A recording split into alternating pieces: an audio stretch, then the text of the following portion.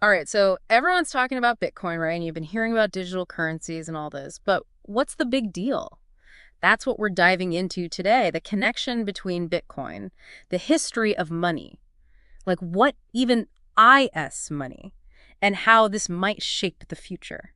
It's pretty wild when you think about it. Right. We're going deep with excerpts from the Bitcoin Standard by Saifedean Ammous and The Sovereign Individual. That's by James Dale Davidson and Lord William Rees-Mogg. Two books that could really change how you think about money and power. Absolutely. The cool thing is how these books connect.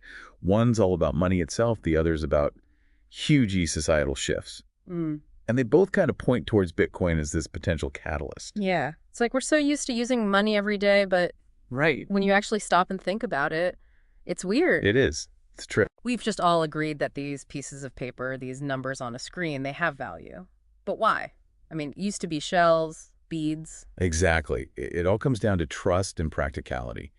Those early forms of money, whether it was shells, salt, livestock, had to be something everyone agreed on, a store of value, right? Something you could reliably trade for other stuff you actually needed. Think about ancient Rome. Their empire blew up, partly because their gold and silver coins made trade possible over huge distances. Makes sense. Coins are definitely easier to carry around than a herd of sheep, I'll give you that. Yeah. But then we went from coins to paper money, and now it's all digital transactions. I gotta be honest, I don't totally get how that leap happened. How do we go from actual gold to, like, ones and zeros? It happened gradually, tied to tech as always, and trust evolving. Paper money, way back, it was basically an IOU, like a promise you could trade that paper in for gold or silver from the government. More efficient than hauling coins, but it all depended on that promise actually being good. And now? Now, with fiat currency, that link to a real asset, gone. Its value is because the government says so, that's it. So we went from shells and coins, real value you could hold, to paper, that's a promise, to digital money, that's, what, backed by the government's word. Feels kind of shaky, honestly, especially with how the economy's going these days. That is exactly Ammous's argument in the Bitcoin Standard. He says we've shifted away from sound money, meaning money that gets its value from something real, limited to this system where governments can basically just make more money whenever they feel like it. Which, of course, causes inflation, right? And that's where Bitcoin comes in, yeah. It's always compared to gold, digital gold. Is that just because of the limited supply? It's more than that. It's about Bitcoin following these core principles of what makes money actually good. Like gold, yeah, it's finite. Only 21 million Bitcoins will ever exist. It's built into the code. No government or anything can just change that. Huge difference from our current system where it's like unlimited money printing if they decide to. But there's more to it, right? What makes Bitcoin actually different? I keep hearing decentralized. What does that even mean? Decentralization is key. Traditional currencies, governments, central banks, they're in control. Bitcoin runs on a network, computers all over the world. No one entity owns it, so it's way harder to manipulate compared to traditional currencies. Wait, so if I send Bitcoin to someone, it's not going through a bank? Nope. That is wild. There's a whole different system. Sounds really complicated, though. It is complex under the hood, but you don't need to be a programmer to use it. Think of blockchain, which Bitcoin's built on, like a giant public ledger. Every transaction recorded there. Right. And that ledger is constantly being checked, updated by tons of computers globally.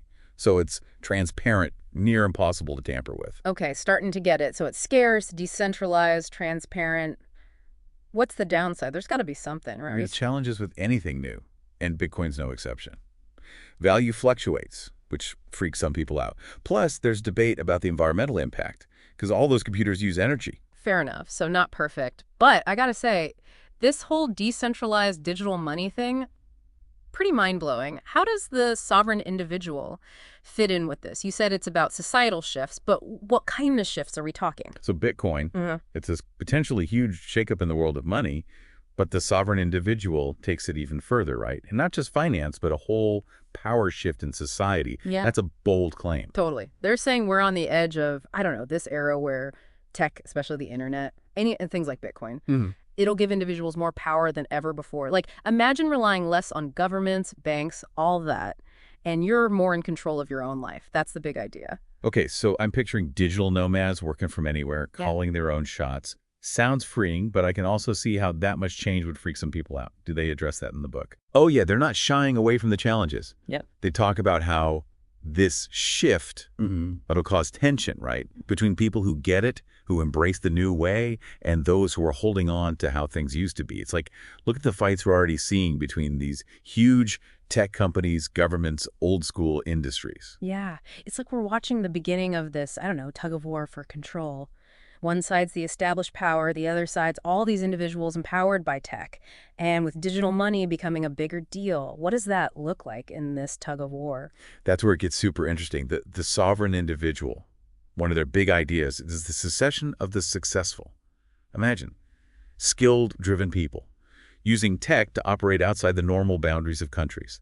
You could live in one place, work for a company somewhere else entirely, pay taxes in a third place, Yeah. and use Bitcoin the whole time. Whoa, so it's not just how we work and live, but citizenship, how we're governed. That's huge.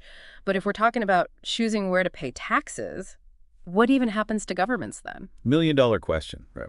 The book suggests that governments, they'll have to adapt or become irrelevant. Like they might actually have to compete for citizens. Yeah. Better social programs, better services, or, like Aniston talks about in the Bitcoin Standard, maybe even adopting sound money themselves. It's like the whole rule book's being thrown out. Exciting, but kind of scary, too.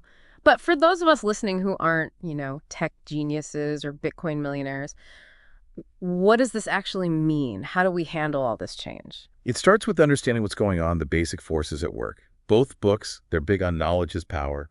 The more we get these technologies, the impact they could have, the better we can make smart choices for ourselves. So even if someone's not about to mine Bitcoin or disappear to a digital island, this is still relevant. 100%. This isn't just about Bitcoin specifically. It's bigger. It's about individuals gaining power and how that might reshape everything. I bet a lot of people listening are like, okay, cool, but what do I do? Should we all buy Bitcoin? Learn to code? What's the next step? There's no one answer that fits everyone. It's about figuring out what clicks with you, what your own situation is, your values. Maybe Bitcoin, us part of that as an investment or whatever.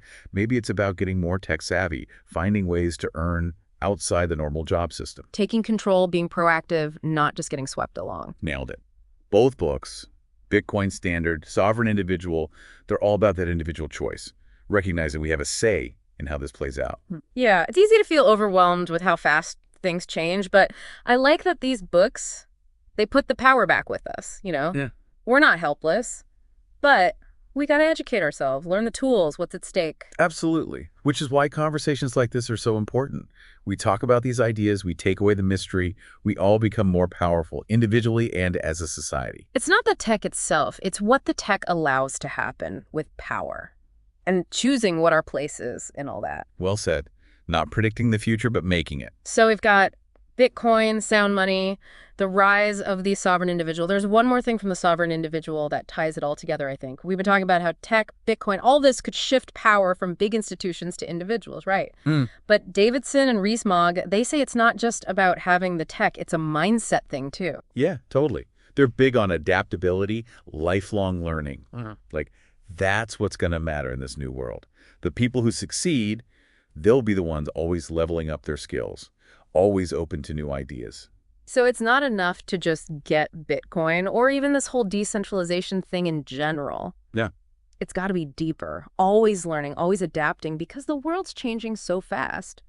Which makes sense. If the old ways of doing things don't work anymore, the people who can learn new ways, they've got the advantage. Exactly. It's like picking up a new language or something. The more you use it, the better you get, right? Same here. You got to jump in. That's how you thrive in this environment. We got to become entrepreneurs of our own lives, basically. Always looking for the next opportunity, making our own path. Kind of exciting, kind of scary, But we don't have to do it all alone, right? Both these books, they talk about community being important too. 100%.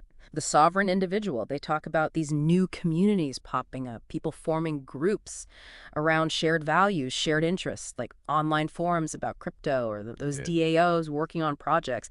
These communities, they give you support, resources, a place to belong when everything else feels like it's changing. So it's not about becoming some lone wolf off the grid completely. Yeah. It's finding your people, right? People who get you, but also push you to be better. That's good to hear. Because I think the idea of a decentralized world, it can sound lonely to some people, but it's actually the opposite. It's about more meaningful connections. Exactly. It's going from a world where you're stuck with whoever's around you just because of where you live to choosing who you spend time with, people who inspire you.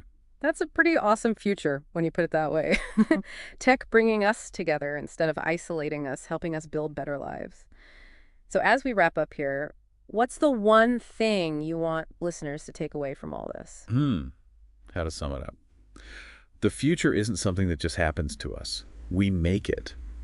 By understanding these big forces, by being adaptable ourselves, by getting involved, that's how we unlock the good stuff for ourselves and everyone coming after. Love that. It's a call to action. We're not passengers, we're the drivers, and we get to choose the destination. Really powerful stuff to think about.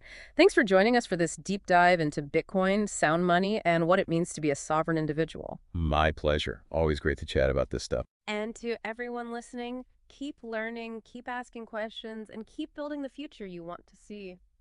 We'll be back next time with another deep dive into the ideas shaping our world.